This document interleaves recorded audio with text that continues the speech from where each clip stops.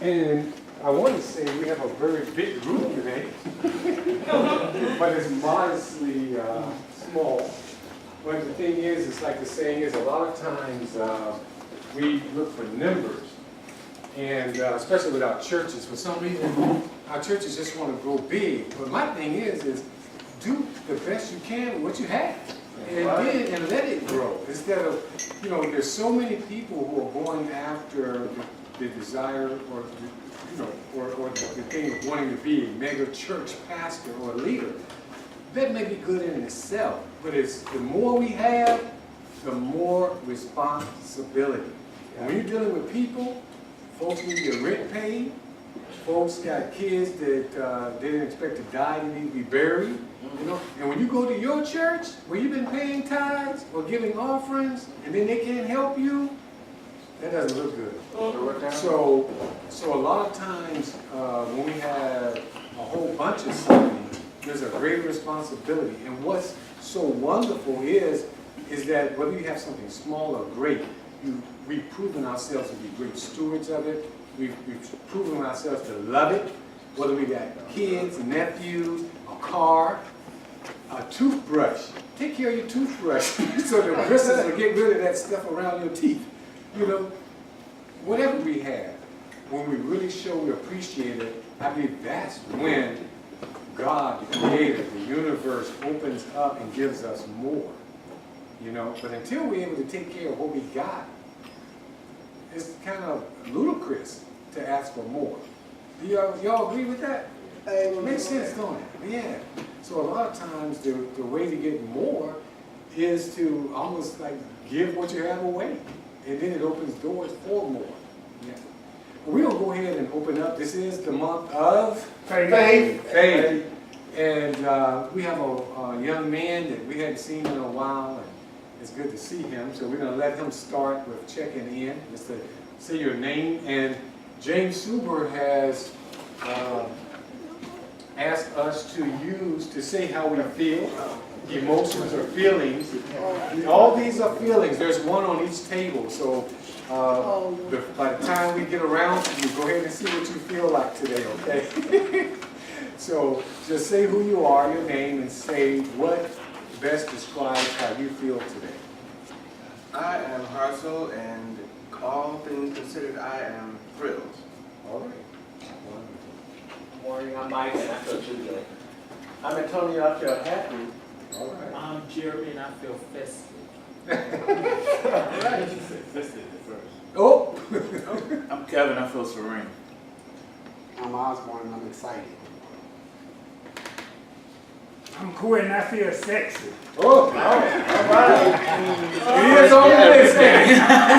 Hey, you know when they ask you sometimes, they send these little puzzles to you online, and they say, what word stands out? What's the first word you see in this maze of all these words, So for some reason that stood out, didn't it? All right, next. I'm Kai, I feel elated. What's the I'm happy? Say that again, I ain't hear you. I ain't hear you. What would be I'm happy? I'm Ted, I'm comfortable. I'm Tim. I'm 3 C's. Calm, cheery, and courageous. That's different. Right then. That sounds different. I'm Cheryl, and I'm feeling, I don't know what I'm feeling right now, mixed up, I guess. You got 200 words to choose from. I said mixed up. Oh, okay. Yeah. Been a crazy week. Almost went to jail Monday. Did you almost jump on somebody? No, I did jump on somebody. Oh, what? Yeah. I don't So like you- somebody coming in my face with all the kids and yelling and screaming at me like I'm 3 years old, and I reacted instead of thinking. I'm glad you told me. Hey, look, let me just ask you.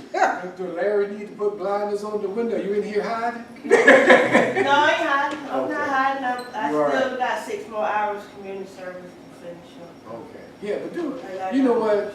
question. She brings out a good point. it's easy to tell somebody to pray and don't let people get next to you. But every now and then, for that moment, we'll try. You ever had that time when you said something or did something and you're like, oh, I shouldn't have did that or I shouldn't have said it?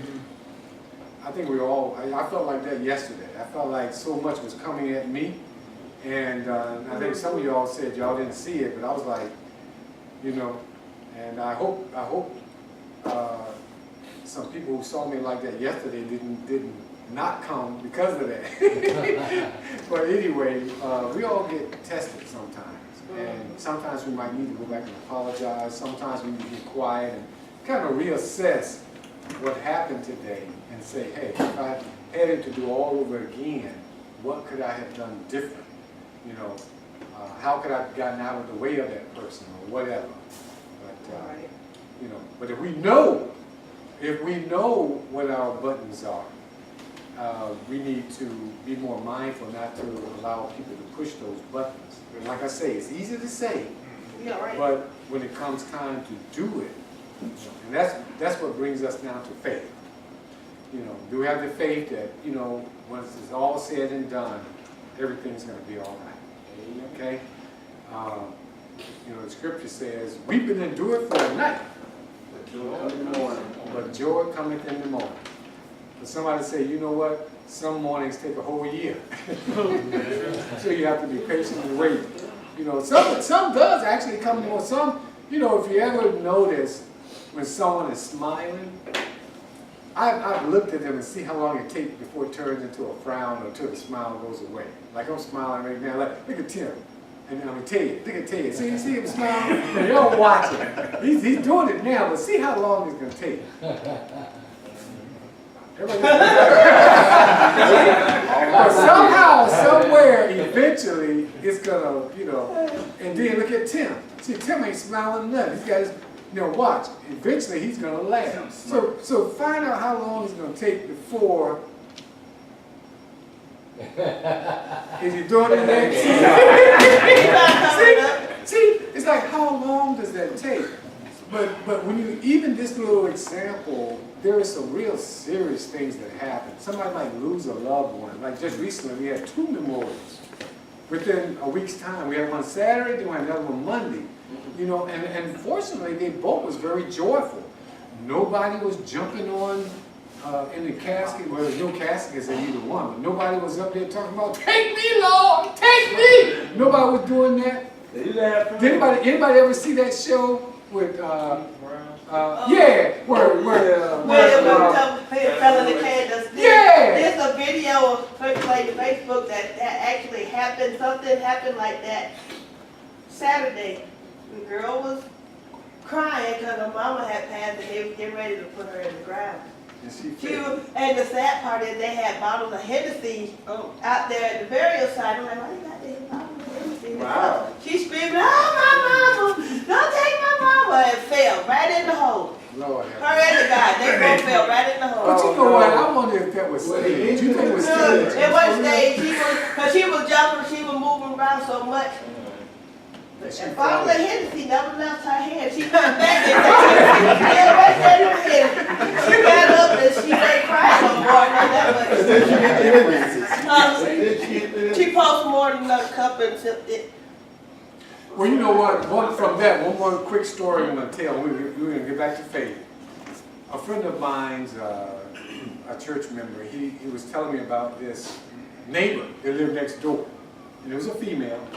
Her and her husband lived next door. And he said, JB, he said, the woman's nice, but she sure loves her liquor. I think that's what he said, liquor. He said, he loves her liquor. I said, what do you mean? He said, come on, let me tell you what happened. We were over at the house, and she was sloppy drunk. I said, what's sloppy drunk? She said, she was just sloppy drunk. And she said, she dropped the glass of liquor. And I said, well, I said, you know, y'all got it up, right? She said, but wait a minute, let me tell you. She got down like a dog and she licked it out. She licked it out.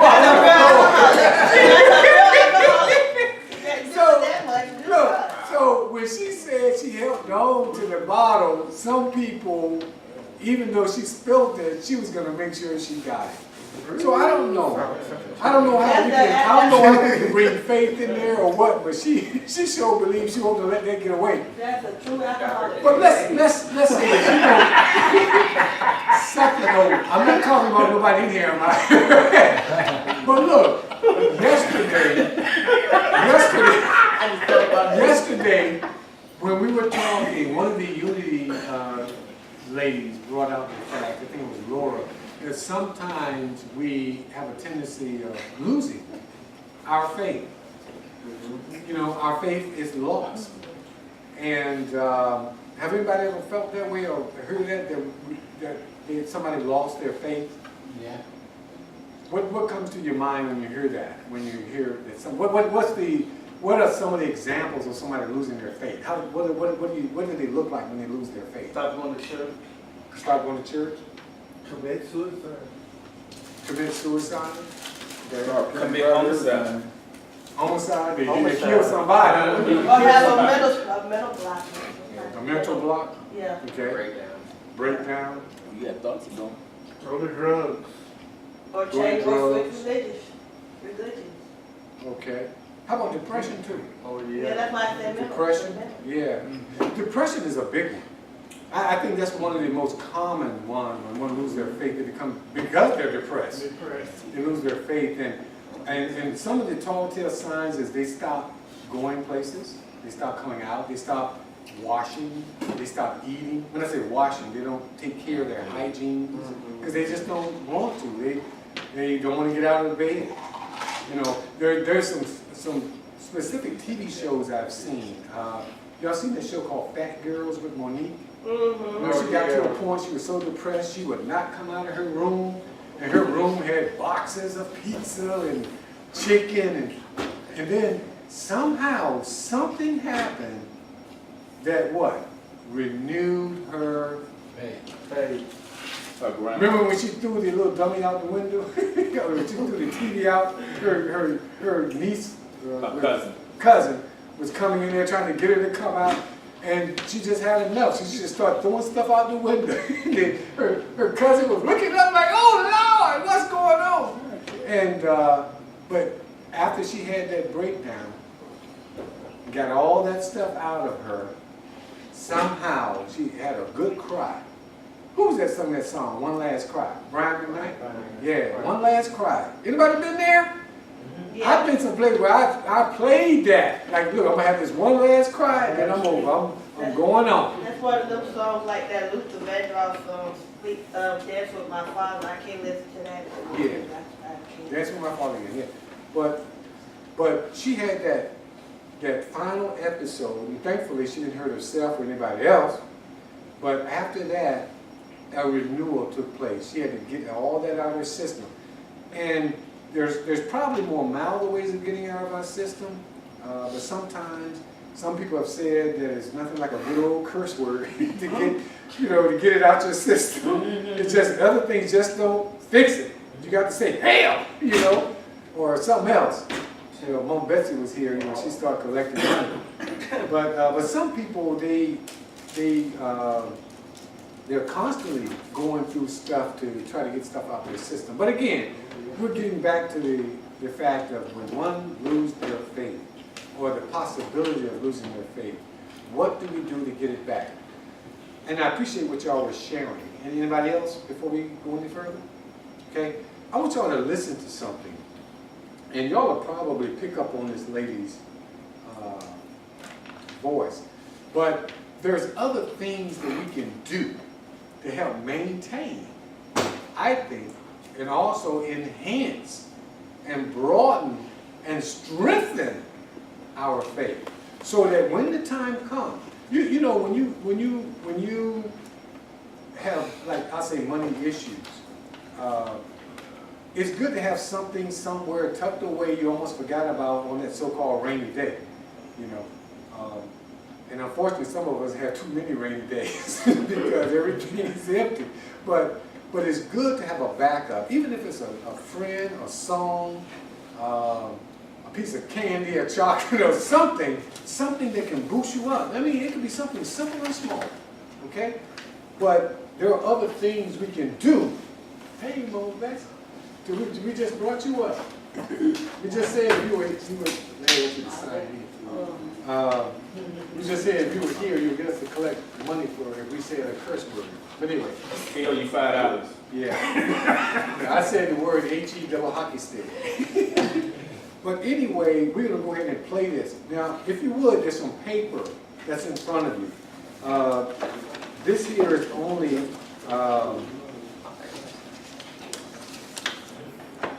it's 12 minutes. And we're going to listen to it and write down anything that stands out. Any good points that stands out to you, okay? All right, here we go. And then write down, don't say it out loud, write down who you can figure out who this person is. Don't say who it is, but write it down. And then write down anything that you might feel to write down. We're back with my very special guest, Phyllis Diller. We're here at Resorts International Casino Hotel in Atlantic City. Before we took the commercial break, I did make reference to a book that I understand changed your life. I happen to have a copy of the book here. It's called The Magic of Believing. And I would just like to read the quote that's on the front page of the book. Okay, by Phyllis Diller. It says, "The magic of believing changed my life. Read it and any problem can be solved, happiness can be achieved, great awards can be reaped." I really mean that. Oh, I really mean that. Look at me. I have everything that I want out of life. And if I hadn't read that book, I don't know what I would be doing now. Well, I just got the book last night, and you can be sure that I am going to read this book. Your laugh has become your trademark. That's true. That's just my natural, normal laugh. Well, I heard in the beginning when you started laughing that some friends of yours said, "Look, Phyllis, give up that stupid laugh." Yes. Well, you get a lot of really bum advice when you're down. See, when you are small and beginning and you haven't made it, everybody's smarter than you are and they all want to tell you what to do and where to go, how to do it, and they're all wrong. All wrong. If they knew what to do, they'd be doing it. But how did you know what to do? Because I had read this book and I listened to my own self. I mean, I knew what I was doing. After I read this book, I believed in myself. You see, if you believe in yourself, you don't follow others strongly. People can't sway you. If you believe in yourself, you follow your own dream, your own path. Because you have to do that, especially when you're starting. Otherwise, people will just mess you all up because they have a tendency to be negative. I told my dearest friend that I was going to become a comic, and she told me to keep my day job. You look different. Do you feel different? I feel better every day. I feel that I'm a better person every day because I work on myself every day. Everybody pretty much know who it That's is? a good message. Today I'm living on raw carrots. What are you doing? Well, today, I haven't had anything to eat yet, but I did. I'm on a diet. Is that what you're doing? Oh, I do everything. You talking about the host or the? I learn new words. The person that the host was talking to. They said the name at the beginning of the movie. Try to be healthy. That's why I say that everybody got it. Never talk negative. And never tell anyone they're not doing the right thing. And I'm a mother-in-law. What was the best advice that you received? Well, it wasn't advice. Advice is sometimes is so negative. I mean, people tell you don't try it and don't do it. You can't do it. The best thing I received was out of this book, The Magic of Believing by Claude Bristol. I read the book, and it's a system of thought, and it's something. There's a system in this book that if you use it and you do it, it works. But most people just read the book and put it aside. I read it for 2 years. I underlined it, and then I leafed through it every day for 2 years, and finally got this method in my head, and I did it. It's all done in the head, The mind controls Absolutely. everything. Yeah. Did you ever meet the author of the book? He was dead when I found the book.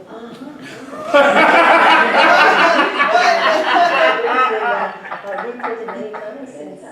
I've kept that book alive for 30 years. There are many good self-help books on the market and they come out constantly. And they're all good, but this is the one that did it for me. Yeah, okay, now you've written 5 books. Your own books. But mine are non-books. They're the kind you give to Aunt Hattie when she has her appendix out. Okay, because they're fun, and I find out. But How about Phyllis Dillon's autobiography? We just have a minute left, but would you write your autobiography from a serious point of view? I guess I would. And if so, what is the message that you'd like to convey? I think my message would be mostly inspirational for women, so to tell them that it's never too late and that they can do it on their own and they don't have to be timid. I majored in timidity, and you can get well and cure yourself of being afraid. Okay, well, you certainly have cured yourself, and you certainly send out good messages. I'd really love to see the book. Is it going to come out? Are you going to do your autobiography?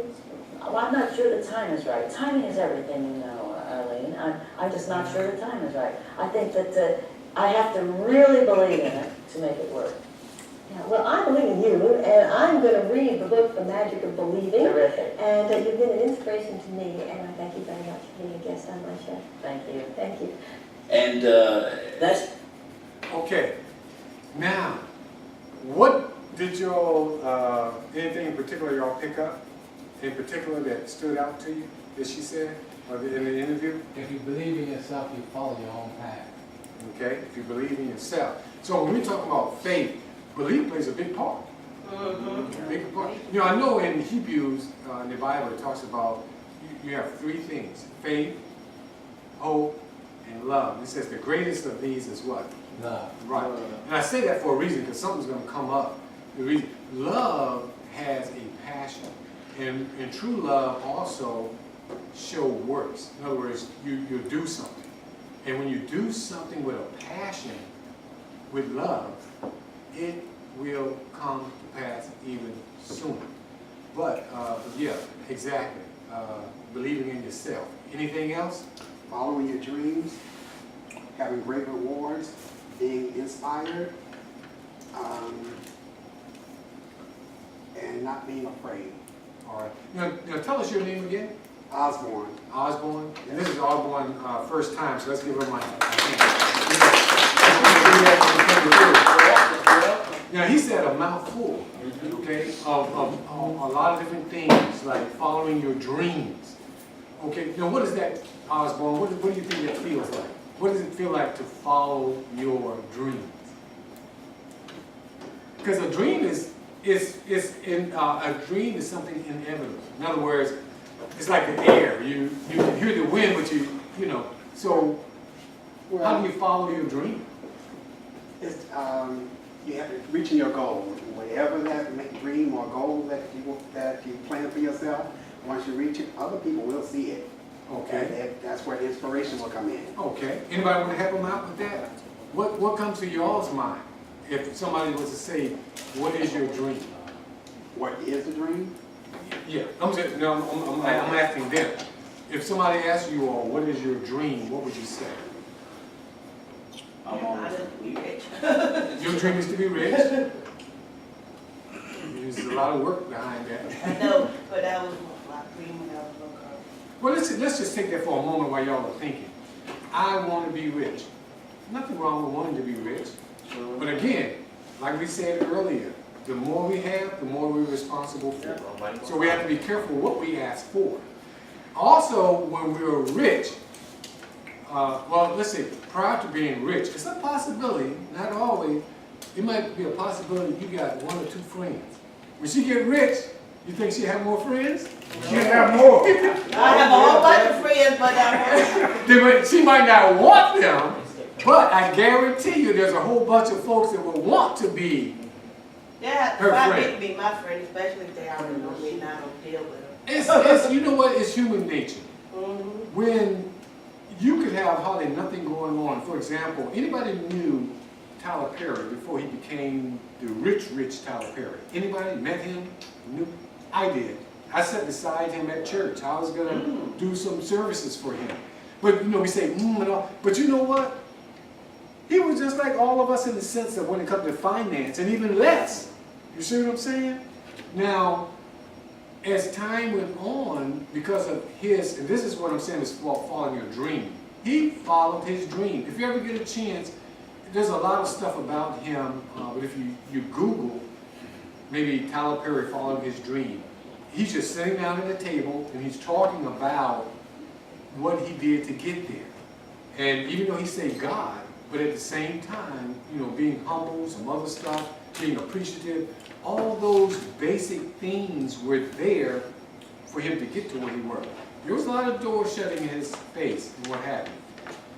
And then along with being rich and making friends, you're gonna make a whole lot of what? Say it loud, Jeremy. Enemies. A whole. Say it. What you say? Now what is that? What is that? What is that? People that just crab in the barrel, people that want to just, see you down and Just don't like what you're doing. You haven't done a thing to them. Nothing. Do you know right now, Tyler Perry got a whole thousands of people that's following him to love him, but do you know he got thousands of people that say who he think he is?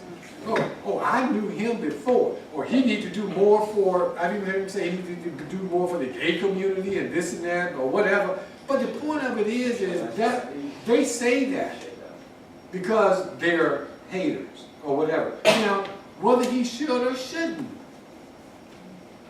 what is he doing? In other words, there are things he is doing, but nothing is said about that. Now, if he all out really did something truly negative or wrong, then he needs to be accounted for that, whatever. But what I'm saying is that wherever good is, what? Man. Wherever good is, what? It's always present. Evil is always present. Yeah, that's a truth that will be here until we leave here. Okay. Anybody else about when it comes to dreams? How do you follow your dreams? What's your dreams? Anybody ever heard of Passion? Passion? We heard of the movie Passion of Christ. Oh, yeah. What was Christ's passion? Salvation, that he would love people. He would love people enough that he would be willing to die, simply put.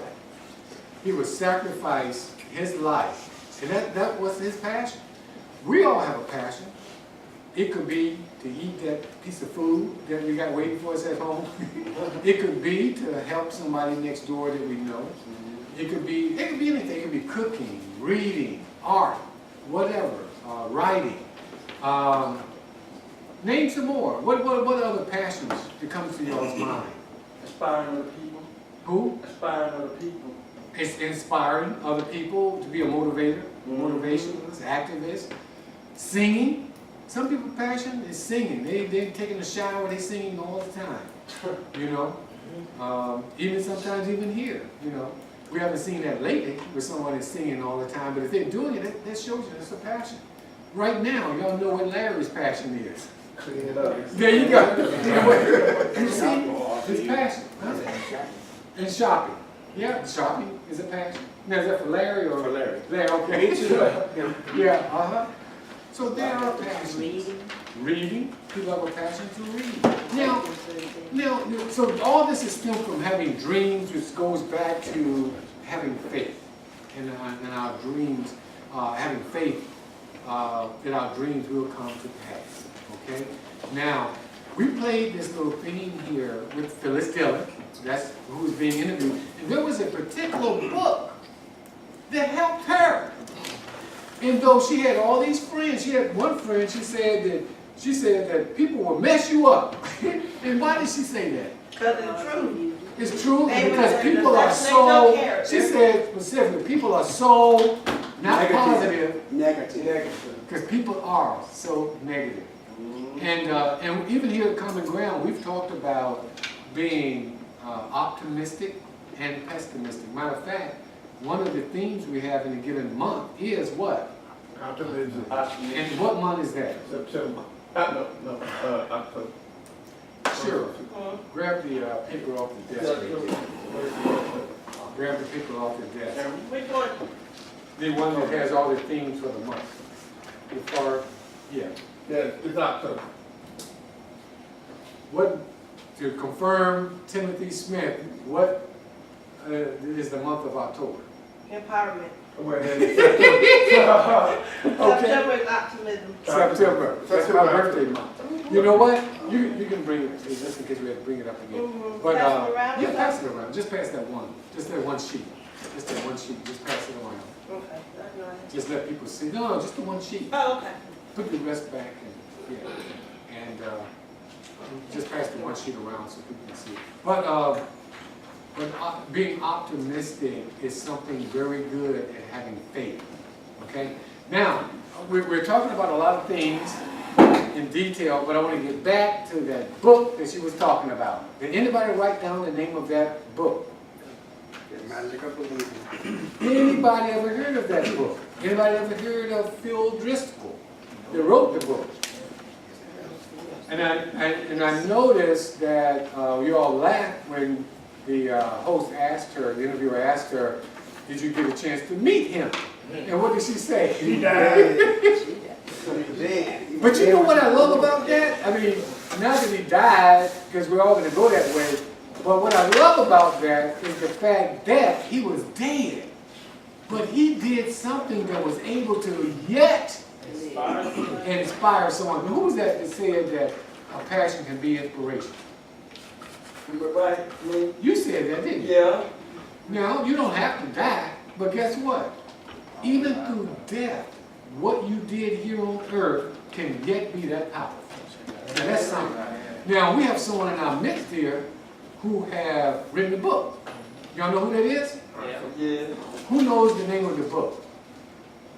Take a moment. I don't know the name. You wrote several, right? This one specific. Now, y'all know it, you just can't say it. Okay. Go ahead and tell them, Mark. It's called 3 Words, 4 Letters. 3 words, 4 letters. Okay? Yeah, they knew it. They were just put on the spot. Okay, 3 words, 4. Now, even when he's gone, his book will still be here. You see what I'm saying? And Kai has done artwork. Once I'm gone, somebody else will be taking over that piece of art that he's done. You know, that's in my house. One of the pieces he did, I really love. And it's the part where, and usually in his artwork, it shows like a woman, an older woman, passing something down, which to me is like knowledge, to a younger woman. Even with the mermaids, one was a woman in the kitchen passing something down, and then the other one's like a mermaid in the ocean passing something down. So anyway, but again, to be able to do something, and then it will be passed on even to generations to come. So that's what she said. Now, what we're going to do, is there anything anybody else want to say about that book? Okay. That book, I want you to know, is now in Audible CD form. It's readable or through Audible. You can hear it as well as it's on YouTube. You can go and check it out. Now, I'm not going to play the whole thing because the whole thing is about an hour long. It's about 58 minutes and 21 seconds long. But I'm just going to play a few minutes when it gets to the point where it talks about the mind. Okay? So listen carefully. Write down, jot down some things. I think even in this few minutes that we're going to listen to this, there's something that can help you even in your present walk and present desire to get to your dreams, to have faith to get there, even to have your faith renewed or sustained and strengthened. Okay? Let's listen to this, The Magic of Believing.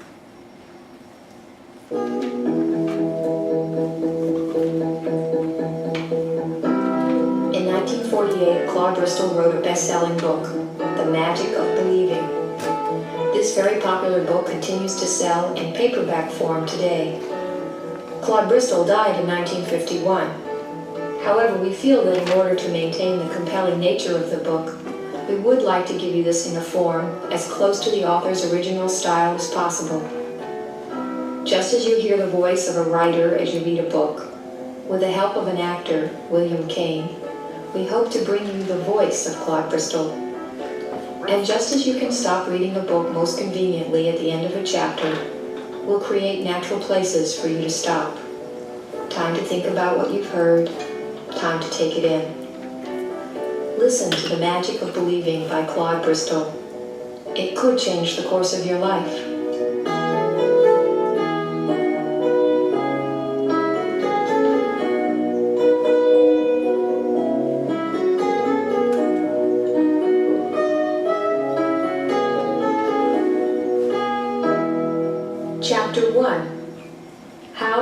about the power of belief.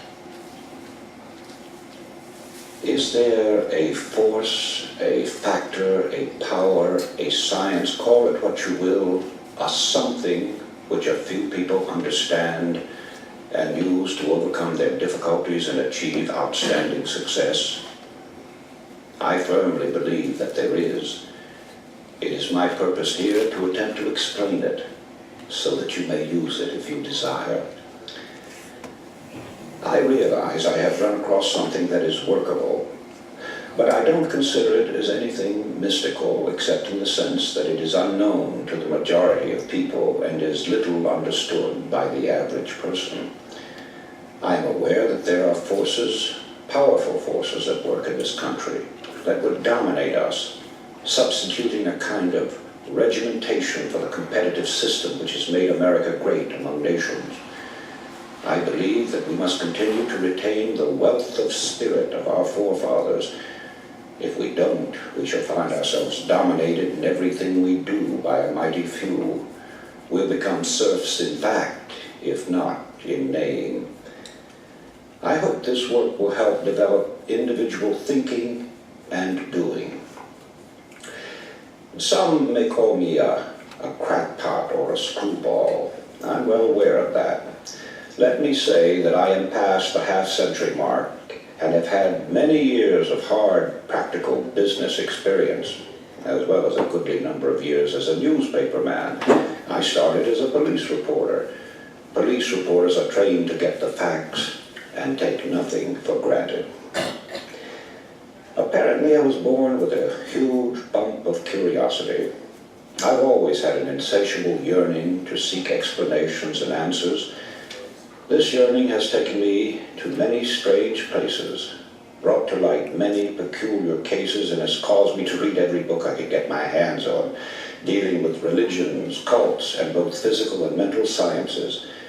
I have read literally thousands of books on modern psychology, metaphysics, ancient magic, voodooism, yogism, theosophy, Christian Science, unity, truth, new thought, and many other dealings. It's what I call mind stuff. Many of these books were nonsensical, others strange, and many very profound. Gradually, I discovered that there is a golden thread that runs through all the teachings and makes them work for those who sincerely accept and apply them. That thread can be named in a single word: belief. It is the same element or factor, belief, which causes people to be cured through mental healing, enables others to climb the ladder of success, and gets phenomenal results for all who accept it. Why belief as a miracle worker is something that cannot be satisfactorily explained, but have no doubt about it. There's genuine magic in believing. The magic of believing became a phrase around which my thoughts steadily revolved. I've tried to put down these thoughts as simply and as clearly as I could, so that everyone can understand. My hope is that anyone who listens will be helped in reaching their goal in life. I would like to start by relating a few experiences of my own life, with the hope that by hearing them you will gain a better understanding of the entire science. Early in 1918, I landed in France as a casual soldier, unattached to a regular company. As a result, it was several weeks before my service record necessary for my pay caught up with me. During that time, I was without money to buy gum, candy, cigarettes, and the like. Every time I saw a man light a cigarette or chew a stick of gum, the thought came to me that I was without money to spend on myself. Certainly I was eating, and the army clothed me and provided me with a place on the ground to sleep. But I grew bitter because I had no spending money and no way of getting any. One night, en route to the forward area on a crowded troop train, sleep was out of the question. I made up my mind then that when I returned to civilian life, I would have a lot of money. That's what Cheryl was saying. The whole pattern of my life was altered at that moment. I didn't realize it then that at that moment I was laying the groundwork for a new direction in my life. Groundwork that would unleash forces that would bring accomplishment. As a matter of fact, the idea that I could, with my thinking and believing, develop a fortune never entered my mind. Money is not the only desire you may have. It doesn't matter to what end this science is used, it will be effective in achieving the object of your desires. And in this connection, let me tell another experience. Some years ago, I decided on a trip to the Orient and sailed on a ship called the Empress of Japan. Something was working for me on that trip. I had no claim to anything but ordinary service. However, I sat at the executive officer's table and was frequently his personal guest in his quarters as well as on inspection trips through the ship. Well, naturally, the treatment I received made a great impression on me, and in Honolulu I often had the thought it would be nice to receive comparable treatment on my journey home on another ship. One afternoon I got the sudden impulse to leave for the mainland. It was about closing time when I arrived at the ticket agency. I was told that a ship was leaving the next day at noon, and I could get the only remaining cabin ticket. I bought it, and the next day, just a few minutes before noon, I started up the gangplank. In an offhand manner, I said to myself, "They treated you as a king on the Empress of Japan. The least you can do here is sit at the captain's table." "Sure, you'll sit at the captain's table." The ship got underway, and as we steamed out of the harbor, word was received from the dining room steward for passengers to appear in the dining room for assignments to tables. About half the assignments had been made when I came before him. He asked me for my ticket, which I placed on the table. He glanced at it, and then to me, saying, "Oh yes, table A, seat number 5. It was the captain's table, and I was seated directly across from him.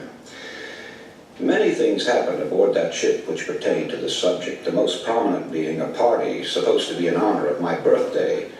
Just an idea of the captain's, because my birthday was months off. In laying before you this very workable science, I am aware that the subject has been handled before from many angles. I am also cognizant that many people shy away from anything that smacks of religion, the occult, or the metaphysical. Accordingly, I am presenting it in the language of a businessman who believes that sincere thinking and plain speaking will get any message across to the people. In using this science, which is given to you with the confident knowledge that no matter how you use it, it will get results, I wish to warn you. Never use it for harmful or evil purposes. Since the beginning of man, there have been two great subtle forces in the world, good and evil. Both are terrifically powerful in their respective scopes and cycles. The basic principle operating both is mind power, massed mind power. Therefore, take great care that you do not misuse the science of mind stuff. I cannot emphasize this too strongly, for if you employ it for harmful or evil purposes, it will boomerang and destroy you, just as it has others down through the centuries. These are not idle words, but solemn words of warning. All right, was that interesting? Yeah. Have y'all ever heard that before? No. Some similar things though, right? Okay. Now, what was one of the biggest things you heard that he talked about as far as getting what you really need? You have to do what? Use your mind. I heard Mama Betsy say it, and I heard somebody else say it. What is it? Your mind. Do y'all believe that? Yeah. Do you really believe that? Yeah. You know, for us to even be here this morning, in our mind we have to say, I'm going to common ground. If you had said you were going anywhere else, you would have went elsewhere. But we told our mind, we would get up, we would put, if you look at what you got on, you told your mind you would put that on. Or let me ask you this, you were laying in the bed, did it just come floating out of the closet and get on your feet? No. I told Kai, I like those gold sneakers he got on. They didn't just float through the air and get on your feet, did you? You told yourself. And we do it without even thinking about it. Now, I'm saying that to say some of the even greater things are things we haven't touched. And that's where faith comes in, that we can actually tell our mind And it might seem like we're lying to ourselves when we say, I'm going to go on this trip to California, or I'm going to go to Tokyo, Japan. You don't know nobody in Tokyo, Japan. But you put that out there. Now I think Fareed is going to Africa. He don't know anybody in Africa. He might think he do, but he don't. But he's going to Africa. I think he already got his ticket and everything. Right. So, but what I'm saying is, whether small or great, if we so desire to, okay? Now, he said a lot. Now, who could see themselves reading that book? Okay, I see, keep your hands up. Who is that? Okay, come and get this CD, because this here is the CD of what you just been listening to. All right? Because, you know, just by faith, some told me just to make some CDs of this. You see, I read this book. This book was helpful for me. I'm sorry, you could have brought it to you. But look, his faith is going to make him whole. By the time you go back to that seat, you might be running. Yeah. All right? So look, a connection. Lord, bless them and heal them. Yeah, I mean, you know, I know you can take time for their foot to heal, but you'll get there. Speed it. Thank you. But actually, I got some extra copies too, for those who might want one. But again, there are things we can add to our faith. You know, the Bible says, add to your faith. I don't know the scripture exactly. I should have pulled it up. It can say peace, it can say joy, love, temperance, faith, or whatever. Add to your something, whatever.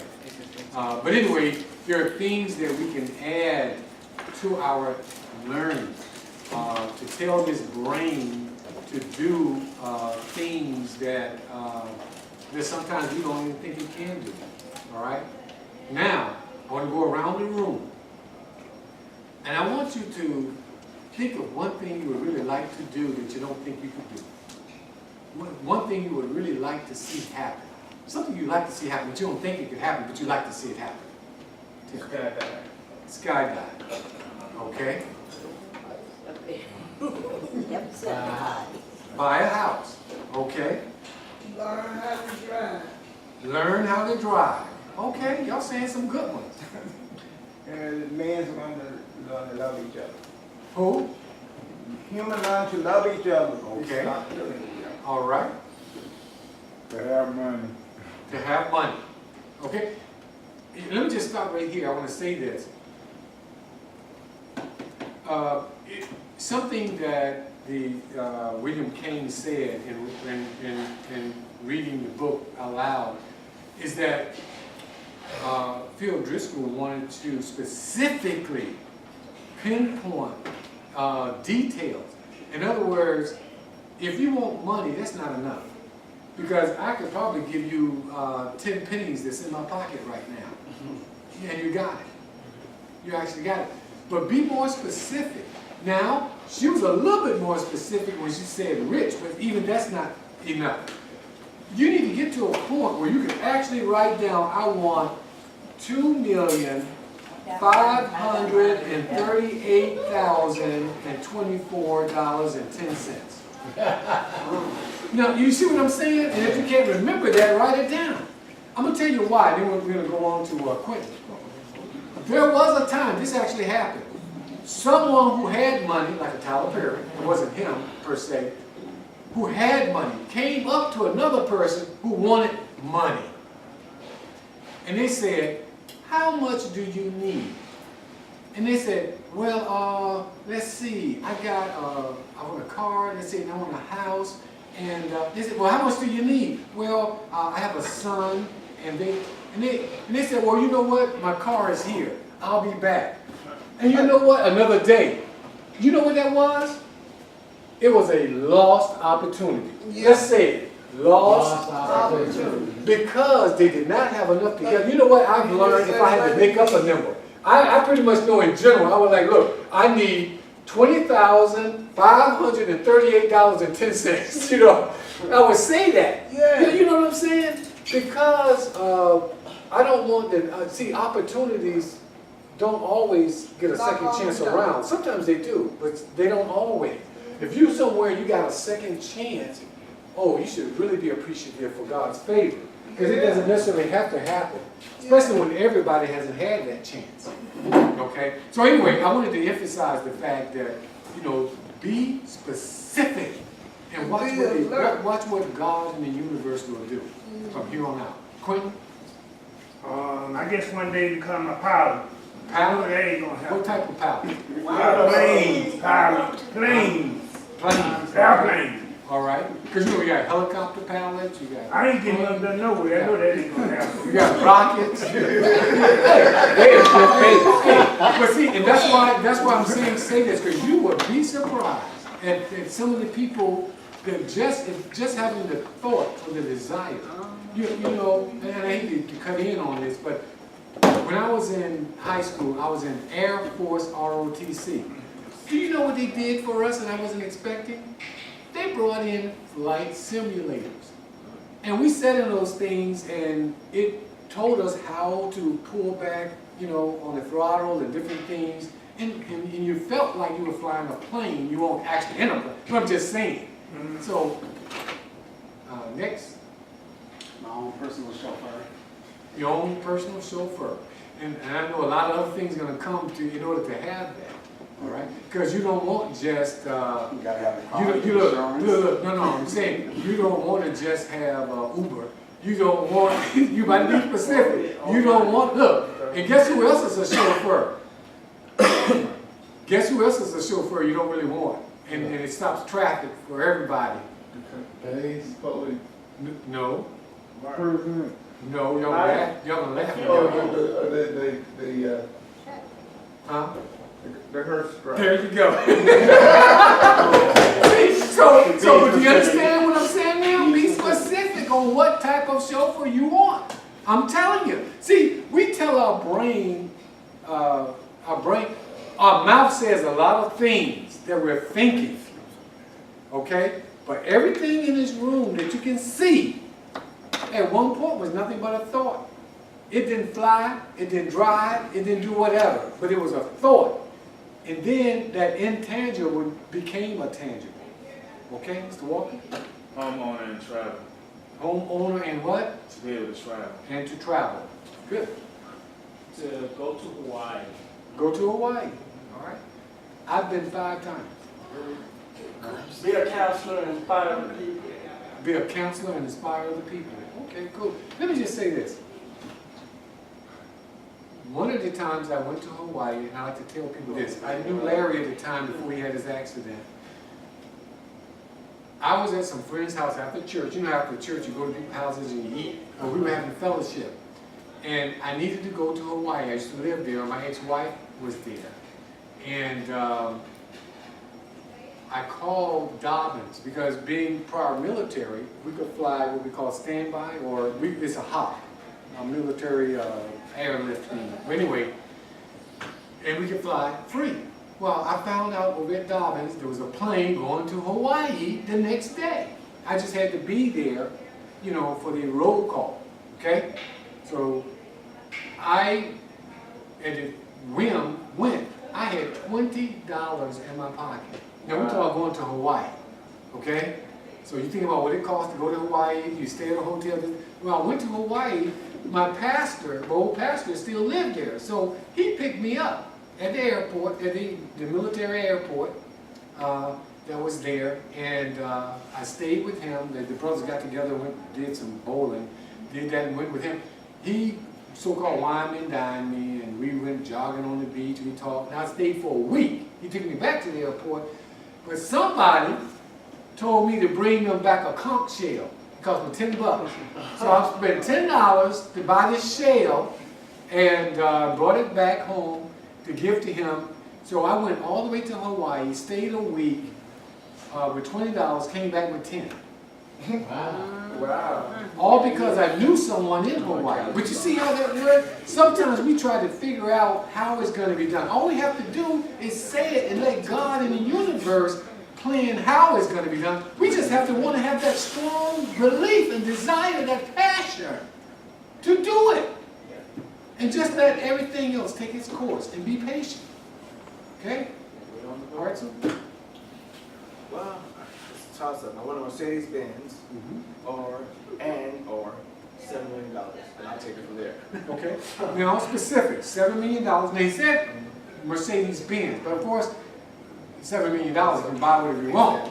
But whichever comes first. But the thing about it is, you might want that $1 million to take care of the Benz.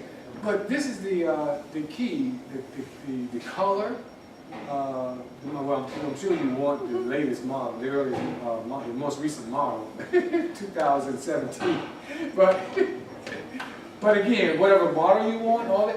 When we put specifics, I'm gonna tell you, it might seem like a little silly dream or like it's unreachable, but you'd be surprised at what favor.